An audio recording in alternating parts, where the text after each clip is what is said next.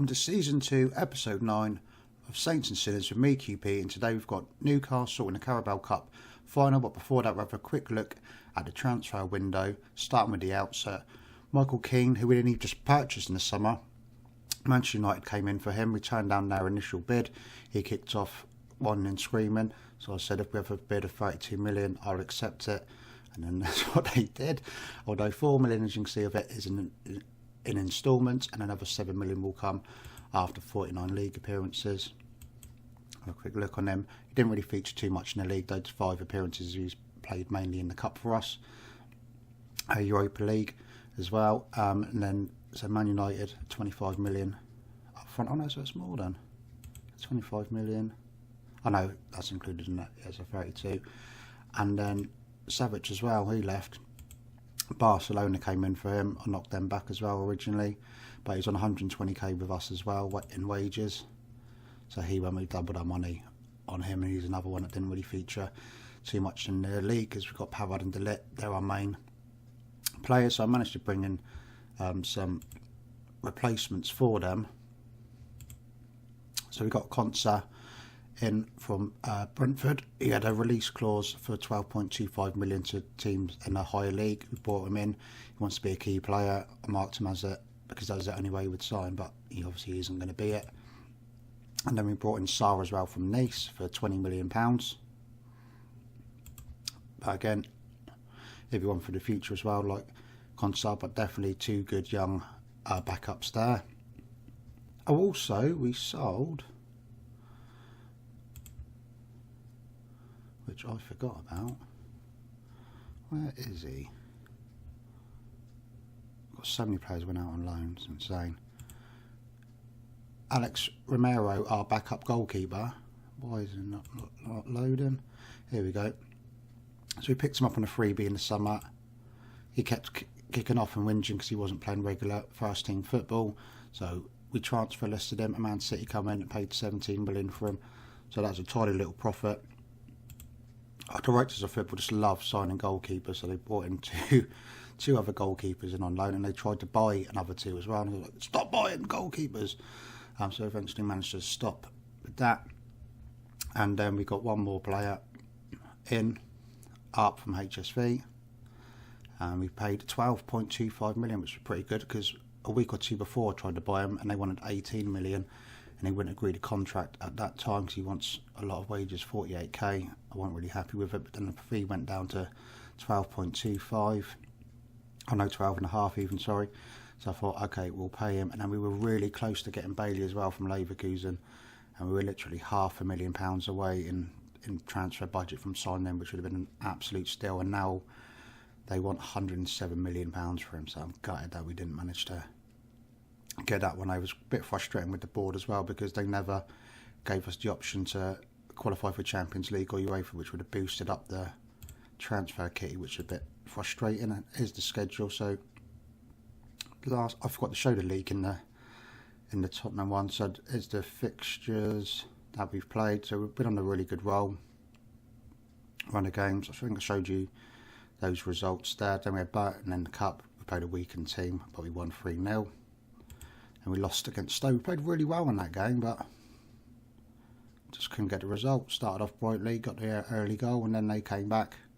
And we recalled Marin as well from his loan at Marseille. Can't remember why I did that. Why did I do that, QP? Why did I do that? Don't know. I think, Yavi was injured for a bit. That was why. And I was just worried about that. And then Felix the Cat, his positional play out on the left seems to have come down as well, so we'll have him as a backup in the middle of the park for Pereira. So that was another reason behind that. Then easy 3-0 victory away from home in the Europa League first round. And we beat Cardiff as well. See, Marin got 2 goals in that, so he played really well. I was thinking, oh God, has he cursed me when he came back first game and we lost? And I was like, we played so well. And I was like, we haven't lost for ages. It's quite weird. I only noticed as well recently that we've scored in every league or cup game, and apart from one friendly against Toulouse. But other than that, we've scored in every game of the season, which is quite a weird thing. I just noticed. I was like, oh my God, that's quite weird. Then we had Leicester, who were really struggling, beat them 2-0. Januzaj getting a goal there, so I was pleased with him. And then we won again in Europe. So through to the next round, got Celta Vigo.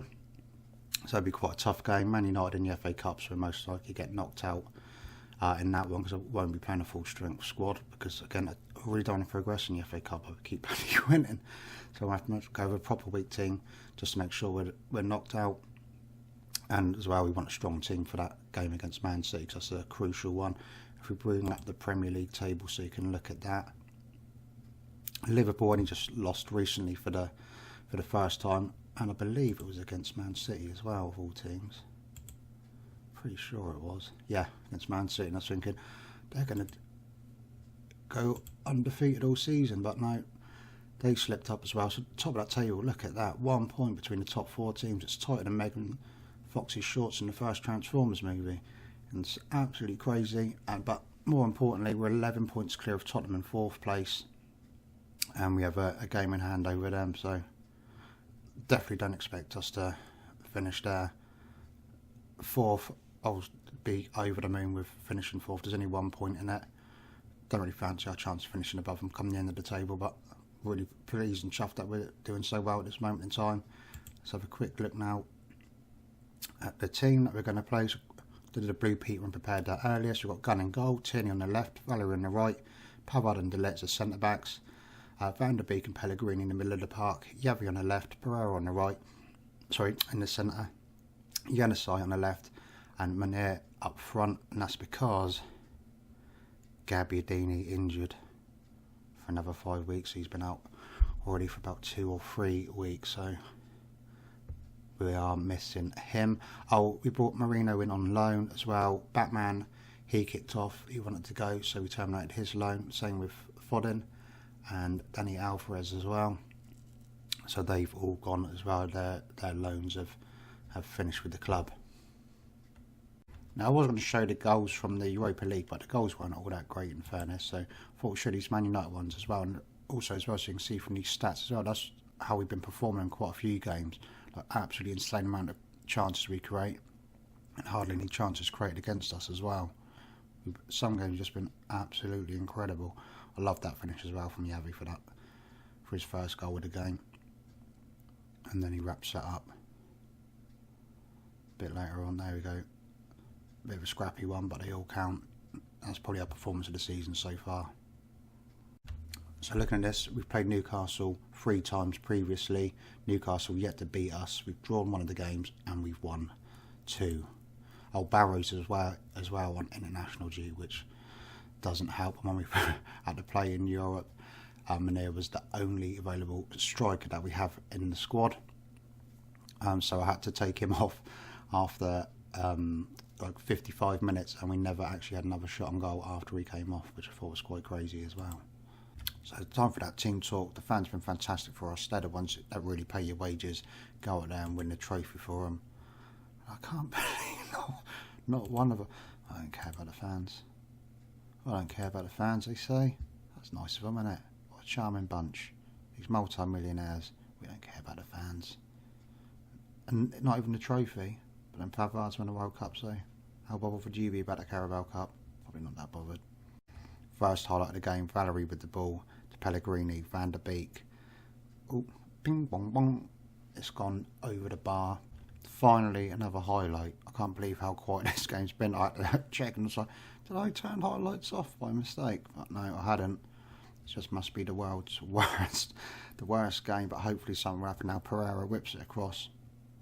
Cleared by Neves, Januzaj with it now, back to Pereira, whips it across, it's cleared. Nearly half time and there's not been another highlight. It's the worst game of Football Manager ever. It's the Cup Final.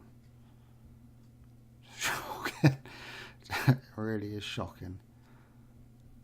Neither team wants to win. It's like one of those Serie A games we used to watch on Channel 4 or 5 on a Sunday, and there'd be like two shots all game to go, God, this is rubbish. They're just not motivated today. They're not interested. Really frustrating me. Second half's got to be better. It can't be worse than that first half. Made a triple sub now just to see if that will change the tactics as well, just to try and do anything. So Ward-Prowse come off for Van der Beek, Yavi's come off, Marin's come on, and Felix the Cat's come on in place of Pereira, even not Ferreira, Ferreira Rocher. Right, corner just Phantom, Ward-Prowse to take it, swings it in, it's cleared back to Marin, beats his man. He can't beat the goalkeeper. It's wide of the post, it's still 0-0. It's the worst game ever. Come on.